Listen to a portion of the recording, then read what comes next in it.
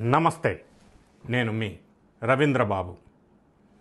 ఈ వీడియోలో ఆంధ్రప్రదేశ్ రాష్ట్రంలో కడప గడపలో తెలుగుదేశం పార్టీ అతి ప్రతిష్టాత్మకంగా నిర్వహించిన మహానాడు మహా ఉత్సవంలో చంద్రబాబు నాయుడు గారి కామెంట్స్, తెలుగుదేశం పార్టీలో కోవర్ట్స్ ఉన్నారు అన్న కామెంట్ని ఎందుకు చేయవలసి వచ్చింది, అదేవిధంగా లోకేష్ బాబు గారు మాట్లాడిన దాంట్లో ముఖ్యమైన అంశాలేంటి, ఓవరాల్గా మహానాడు మహా అద్భుతంగా నిర్వహించుకున్న తెలుగుదేశం పార్టీలో చంద్రబాబు నాయుడు గారి స్పీచ్లో కోవర్ట్స్ అనే అనవలసి రావడానికి కారణాలు, లోకేష్ బాబు స్పీచ్లో ముఖ్య అంశాలు మనం నిష్పక్షపాతంగా పార్టీలకి అతీతంగా విశ్లేషణ చేసే ప్రయత్నం చేద్దాం. ఈ వీడియో స్కిప్ చేయకుండా చివరి వరకు చూడండి.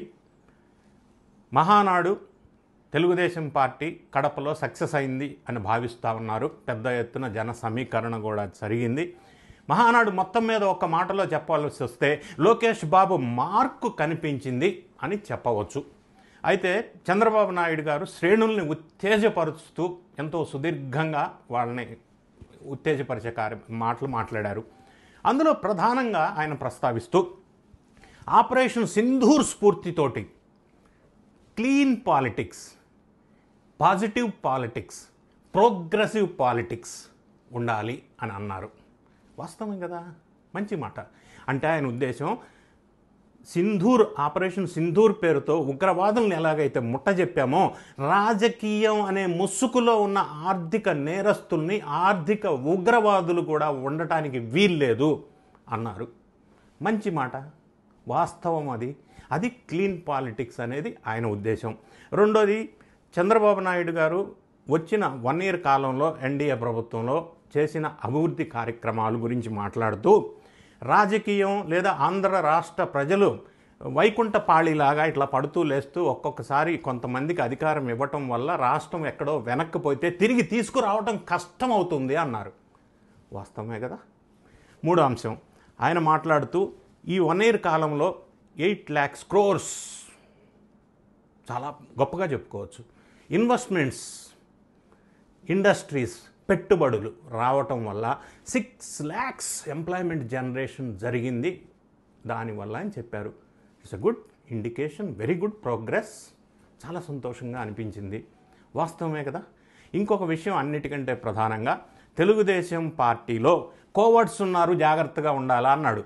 దాన్ని ప్రస్తావిస్తూ ఆ రోజుల్లో జగన్ రెడ్డి గారి బాబాయ్ హత్య కేసులో చంద్రబాబు నాయుడు గారు అధికారంలో ఉండే ఆ టైంలో మొదట్లో హార్ట్ అటాక్ అన్నారు. ఆయన చెప్పిన మాట చంద్రబాబు నాయుడు గారు, నేను కూడా నమ్మాను. తర్వాత చూస్తే చంద్రబాబు నాయుడు గారు ఫోటో పెట్టి ఒక గొడ్డలి పెట్టేసి నారాసుర రక్త చరిత్ర అని మార్చేశారు. దానివల్ల ఆ ఎలక్షన్లో, అప్పుడు 2019 ఎలక్షన్లో వైఎస్ఆర్ కాంగ్రెస్ పార్టీ లబ్ధి పొందటానికి ఇది ఒక అవకాశంగా ఉపయోగించుకుంది. ఆ విషయం తెలిసేసరికి నాకు లేట్ అయిపోయింది అనే ఆవేదన వ్యక్తం చేశారు చంద్రబాబు నాయుడు గారు. ఇందులో కంటిన్యూషన్గానే మాట్లాడుతూ, తెలుగుదేశం పార్టీలో ఈ మధ్య కాలంలో కోవర్ట్స్ ఎక్కువయ్యారు, చాలా జాగ్రత్తగా ఉండాల నాయకులంతా కూడా అని ఒక నాయకత్వానికి మంచి హింట్ ఇచ్చారు, లేదా ఒక హెచ్చరిక చేశారు. ఎందుకు అనవలసి వచ్చిందంటే, ఈ మధ్య కాలంలో ప్రకాశం డిస్టిక్లో సంతానూతలపాడు కాన్స్టిట్యున్సీలో, నియోజకవర్గంలో వీరయ్య చౌదరి అని మంచి యువకుడైన తెలుగుదేశం నాయకులు, మరీ ముఖ్యంగా నారా లోకేష్ బాబు గారి యువగళంలో కీ పాత్ర పోషించిన యువ తెలుగుదేశం నాయకుడు హత్య గావించబడ్డారు. ఆ హత్య పరిశీలించినట్టయితే తెలుగుదేశం పార్టీలో ఉన్న వాళ్లే ఈయన్ని హత్య చేశారు, ఆధిపత్య పోరు కోసం అనేది బయటకు వచ్చింది. ఇంకా ఇన్డెప్త్ విశ్లేషణ వాళ్ళు ఇంటెలిజెన్స్ రిపోర్ట్ చూసినప్పుడు, వైఎస్ఆర్ కాంగ్రెస్ పార్టీ నుంచి కొంతమంది ఎలక్షన్ తర్వాత తెలుగుదేశం పార్టీలోకి వచ్చారు. ఎందుకు వచ్చారంటే, ఎవరైనా పార్టీలు ఎందుకు మారుతారు? పదవి కోసం, డబ్బు కోసం, వాళ్ళు గతంలో చేసిన నేరాలు, కేసుల నుంచి తప్పించుకోవటం కోసం అధికారంలో ఉన్న పార్టీలో చేరుతూ ఉంటారు. కానీ కొత్త రాజకీయాలకి తెరలేపారు. దీన్నే ఏమని అనాలో తెలియదు, కానీ ఇది ఒక వినూత్నమైన రాజకీయ క్రీడ.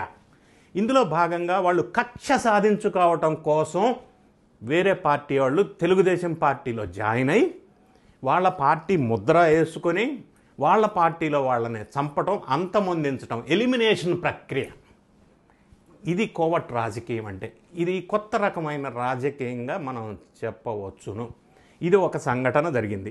రెండో సంఘటన మాచర్ల నియోజకవర్గంలో గుడిపాడు అనే ఒక ఏరియాలో, అక్కడ బాగా తెలుగుదేశం ఆధిపత్యం ఉన్న ప్రాంతం. మరీ ముఖ్యంగా గతంలో ఒకసారి చంద్రన్న అనే అతను వైఎస్ఆర్ కాంగ్రెస్ పార్టీ వాళ్ళు జై తెలుగుదేశం అన్నందుకు చంపేశాడు. అంత కరడుగట్టిన తెలుగుదేశం పార్టీ కార్యకర్తలు ఉన్న ప్రాంతం అది. ఆ ప్రాంతంలో జంట హత్యలు జరిగినాయి. ఆ హత్య చేసిన వాళ్ళు ఎవరు అని విచారిస్తే తెలుగుదేశం పార్టీ వాళ్ళు. అరే, ఇది ఎలా సాధ్యం? What happened?